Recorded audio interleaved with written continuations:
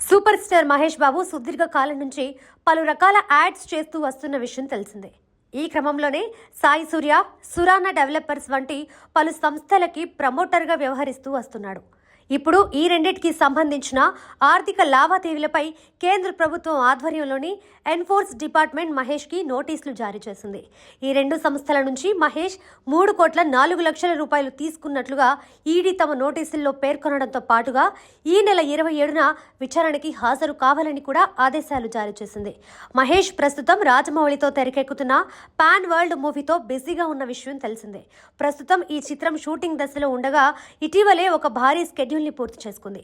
కొన్ని రోజుల క్రితం ఇన్కమ్ ట్యాక్స్ అధికారులు ప్రముఖ నిర్మాత దిల్ రాజుతో పాటు మైత్రి మూవీ మేకర్స్ అధినేతలపై సోదాలు నిర్వహించి పలు వివరాలని కోరిన విషయం తెలిసిందే. కానీ ఇప్పుడు మహేష్కి ఏకంగా ఈడీ నోటీసులు ఇవ్వడం ఫిలిం సర్కిల్స్లో చర్చనీయాంశంగా మారింది. అయితే ఈ విషయంపై మహేష్ కానీ ఆయన సన్నిహిత వర్గాలు కానీ ఇంతవరకు స్పందించలేదు. మహేష్ అభిమానులు మాత్రం ఇదంతా అప్పుడప్పుడు జరిగే రొటీన్ ప్రాసెస్ అని విషయాన్ని లైట్గా తీసుకుంటున్నారు.